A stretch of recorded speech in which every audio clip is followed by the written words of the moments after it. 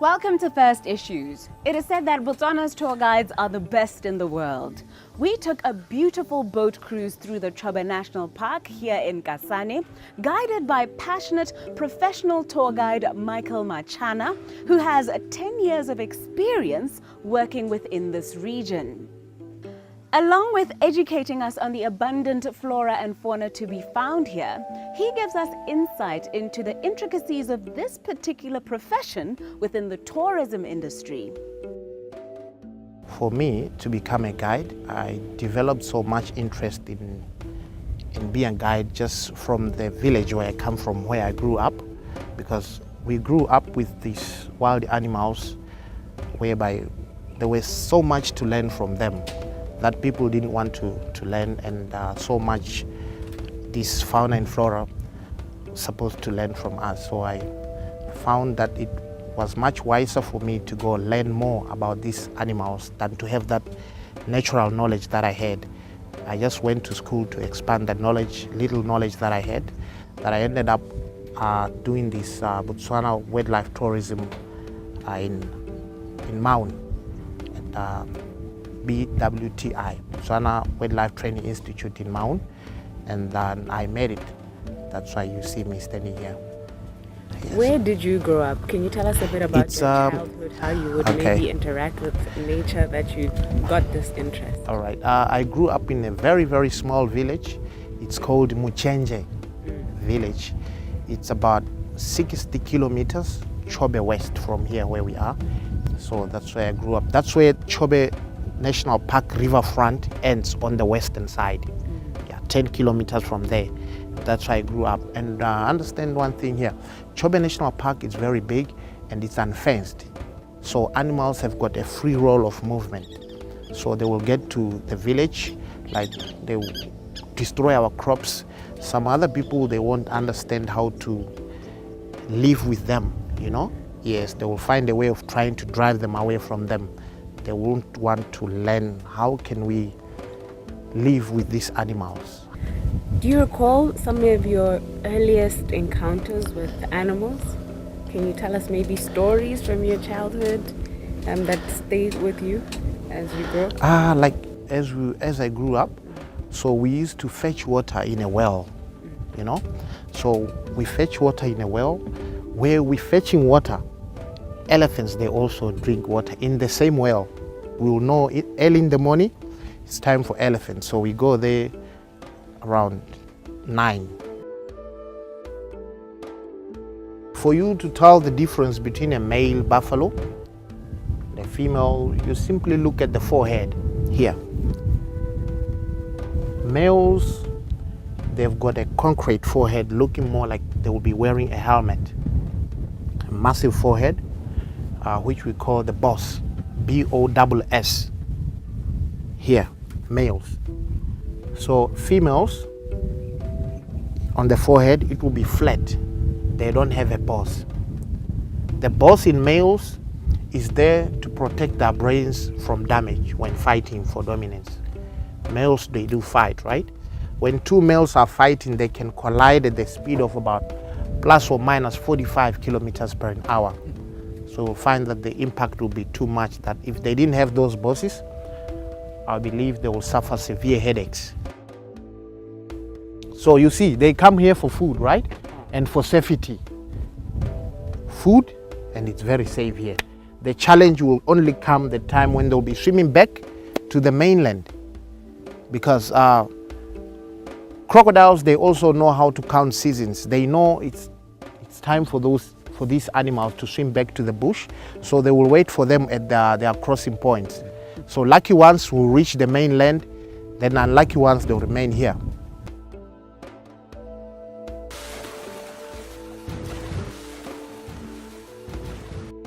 Whenever you see crocodiles outside the water, they will not be hunting. They never hunt from the shore. Unless if an animal dies on the riverbank, they can come out of the water and scavenge, feed on the carcass. Yes, they never hunt from outside. Just because these are ectothermic, they are called blooded reptiles. But for them to generate their own energy, they need at least 27 degrees Celsius of heat. And they can only get that from the sun, so they will go outside the water. So that will be another reason. The other reason when you see crocodiles outside the water will be when they are safeguarding their nests. You know, they nest on the bank, right? They find a place where it's sandy. They will dig like half a meter hole, then they lay up to 40 eggs in there. So they will spend most of their time safeguarding the nest. Yes, that will be another reason. For them again to increase or speed up the process of their digestion, they need the sun to heat them. Yeah, I like saying that the sun jumpstarts them. So they kill by drowning, right? They've got about 68 interlocking teeth that they use to grab their prey in the water, and then they spin. The water will do the rest.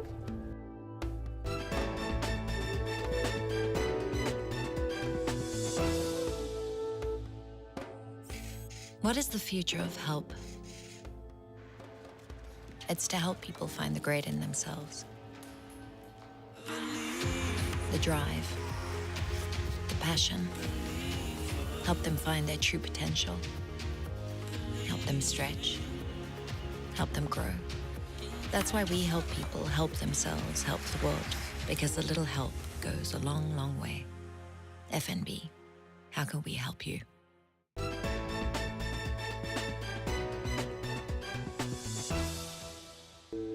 Welcome back to First Issues, as passionate tour guide Michael Machana tells us what it takes to be the best in the game. What makes somebody a good guide? For you to be a good guide, you need to have love for it, love for nature, fauna and flora. You need to put your heart and your mind in it. Like when you are doing it, you don't do it for money, don't do it for work. Do it for passion, right? Like for passion, let it be your passion, and then you will see it just happening. There is a water monitor lizard here. A water monitor lizard. Get bigger than that, 1.5 meters to 2 meters, that's how big they can get. And they are known to be patrolling the riverbank looking for birds' eggs, crocodiles' eggs. Those birds which lays or nest on the ground, they will eat the eggs, they eat the chicks. They smell a nest of a crocodile, they will eat the eggs. So they are known to be controlling the population of birds and crocs in this area by eating the eggs. The hippos, where you see them here, the water is shallow. It's not deep. They are just on their knees. Right, they'll be in shallow water just to allow their nostrils to be above the surface, because hippos, they cannot breathe underwater. They can only hold their breath for up to 6 minutes. But if threatened, they can stay longer than 6 minutes because they've got the ability of dropping their pulse rate from 60 down to 20 beats per minute.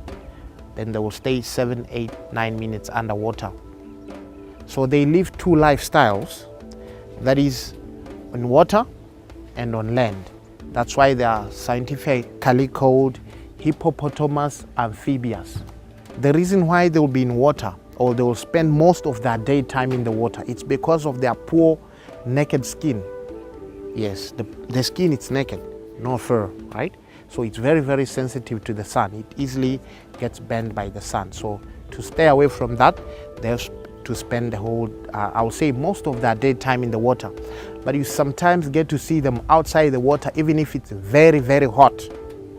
Hot, plus or minus 40 degrees, they'll be out of the water grazing. They've got some special glands which we call the subdermal mucus glands, which secretes a reddish to pinkish fluid that will lubricate their skin and act more like a sunscreen lotion. That is going to protect them from sunburn and from water loss. It allows them to be outside the water for not more than 3 hours. Then they'll have to pull back in the water to cool down. So they live in a pod, right? In a pod where there'll be females, their young ones, and only one dominant male, because hippos practice a system called polygamy. But in the pod there will be males. Those males, they'll be less than 8 years old.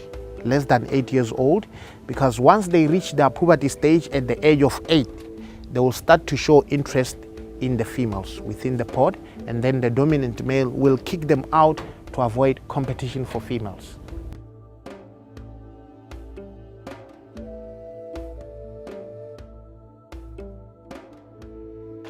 Elephants, they don't have sweating pores to cool down. They don't have sweating pores to cool down. So cooling down, they will flap their ears. That will be another way of cooling down. They've got a network of veins behind the ears, which are very, very close to the surface. So when they flap the ears, then those blood in the veins get cooled. So the ears will act more like a fan. It does that and then cools the blood in the veins there behind the ears before the blood can be spread to the other part of the body. It doesn't cool the whole body. Okay.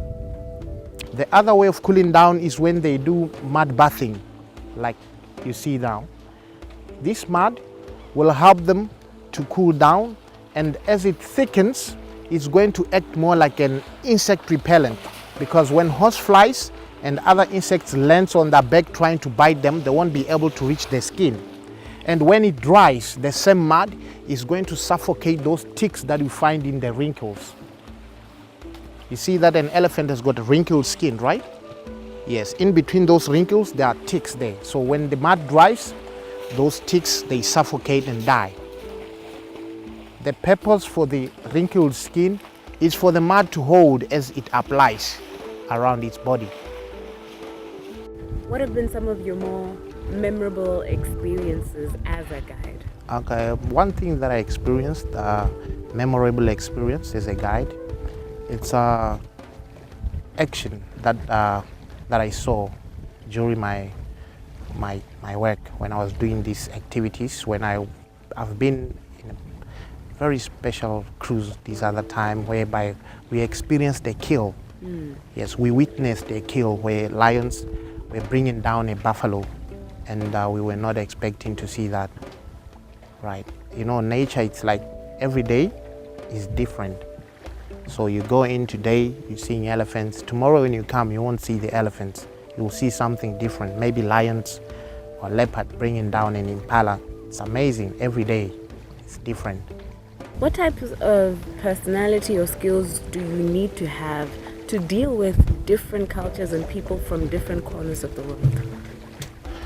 I will say one thing that you need to learn, you have to have interest, you know, in knowing different languages, like maybe how to greet different tribes, like in German, French, Italian, and get to know their culture. What is it that they do? What is it that they don't do? You know, that will make you work nicely with them. Yes, or will make you handle them in a good way. Botswana is said to have some of the best guides in the world. What do you think makes our guides extra special? What is it about us? I think Botswana it's just, you know, we just develop these natural instincts of nature at its best. So I think what makes us Botswana having the best guides, it's what we learn each and every day, right? What we learn each and every day makes us being the best guides.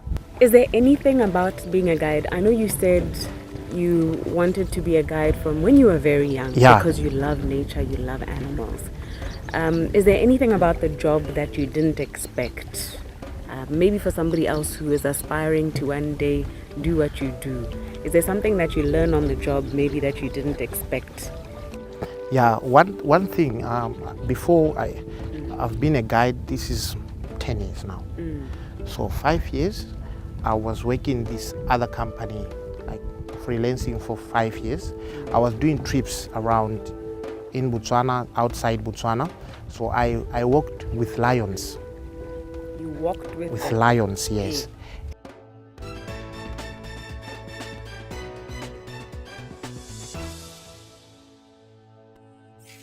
What is the future of help? It's to help people find the great in themselves. The drive, the passion. Help them find their true potential. Help them stretch. Help them grow. That's why we help people help themselves, help the world, because a little help goes a long, long way. FNB, how can we help you?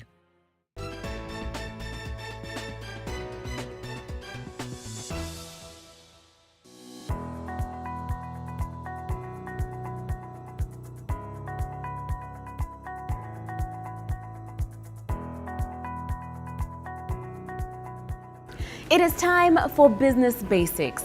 Despite their increasingly valuable role within the economy, SMEs remain significantly high risk. Therefore, it is increasingly important to have a good plan, one that shows the viability and sustainability of your business idea to secure that all-important financing. In planning your business venture, you must have an accurate understanding of the market, including the levels of competition within the sector you're looking to enter and your position within it. Learn important concepts such as internal rivalry, ease of entry, risk of substitution, customer purchasing power, and supplier bargaining power.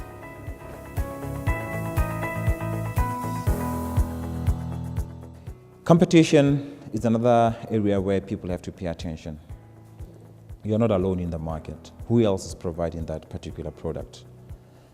Before you came, or before, if you are a startup, before you even thought of the idea, who has been providing this particular product? If you are coming, if you've been there and you want to expand, who else is in that market? So it's very important that you take notice of your competitors. Know them exactly where they are, what their strengths are, and what their weaknesses are, what their plans are if you can gain insight into that information.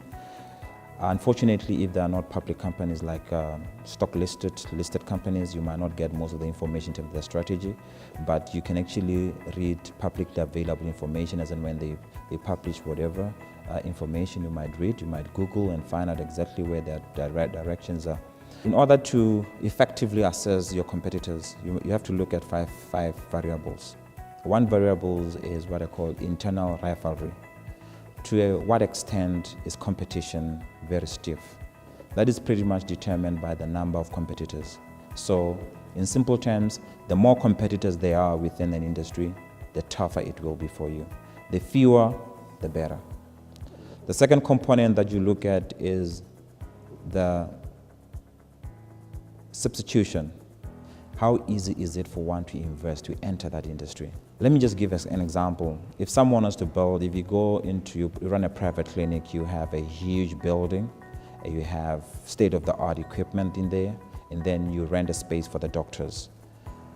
The question is, how easy can someone replicate that same concept? The answer is, it requires a lot of capital. One cannot raise your 20 million to put up that magnificent investment in place within a short space of time. So competition will not be that very stiff. However, let me give an example of a guest house. It's very easy to convert your house into a guest house. So anyone who's got a house that is fully paid for and it's got a couple of rooms can actually convert that. So if you get into the guest house, you expect that the competition will be stiff, because within a radius of a kilometer you can find a number of them, but within a certain radius of say in Gaborone, you pick up a radius and pick how many hospitals or private clinics are there, they might not as many as the guest houses. So the cheaper it is for one to invest into that, the more competitors, and the stiff the competition, the more expensive, the higher the capital requirement for starting investing in a particular industry, then the more difficult it will be. The second one is actually the risk of substitution. If it is very easy for one to switch to another product instead of your product, then the competition will be very hard, because you are not only competing with people who provide the same thing, but you're competing with other people who provide the alternative. Let me just give an example here. I'll just give a simple one. For some people might find it easy to switch from drinking Ray Balls to coffee. So are they close substitute? Can you substitute one? Is the taste similar? If it's the same, then you find a risk there. But if they're distinctly different, so much that it becomes very difficult for one, you can't go switch to the next product and have the same experience and happiness and enjoyment, then the competition will be less stiff there. The fourth one would be the customer's purchasing power. If they have more control, like leverage, and normally there's a function of the suppliers. If there are too many suppliers in a particular segment, then as a consumer, I can switch from one shop. I have to move around 30 shops and really make sure that I spend my money where it's deserved. So competition will be very steep. You see a lot of, normally in that industry, you see a lot of promotions, a lot of sales, because they're trying to bargain for your wallet, right? However, if there are fewer competitors within your industry and a lot of consumers who want that particular product or service, then competition tend to be less stiff. The other one that you need to look at is the supplier's bargaining power. If there are 10 of us in the market and we buy from 2 suppliers, then we have a problem, because they're going to streamline their production. They might even inflate prices, which might impact on my strategy and how I price the rest of the value chain. So I might have to delay providing service or products to my customers because I have to wait for raw material. So in that way, then competition becomes quite stiff. So these are the 5 factors that you need to seriously look at and then bring them together to determine the overall. So once you have really put them and weighed them to really say, this is where each one of them is based on a scale of 1 to 10, and you can determine whether competition will really be very high or very low or mild.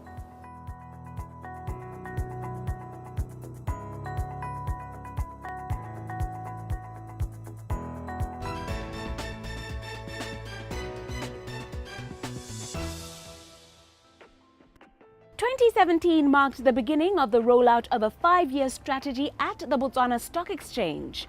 We learn the strategies and initiatives currently underway. The BSC will be converting from a mutual organization into a public company after we've gone through the demutualization process. As such, we've come up with a strategy to develop the market from 2017 to 2021. And as part of that strategy, we want to increase the number of investors. We want to increase the number of asset classes. We want to increase the number of bonds, equities, and exchange-traded products. We also want to increase the ratio of market capitalization to GDP. We also want to increase the number of asset classes from 3 to 6. We have various activities or initiatives that we have put in place. First of all, we have an annual conference, the BSC Listings and Investment Conference, that we host on an annual basis with the objective to engage companies that we feel have the potential to list in the short to medium term. And also we engage one-on-one with companies that we feel have the potential to list, because we want to explain the value proposition of listing to them. We want to ensure that companies understand that they can use the stock exchange as a gateway to raising capital.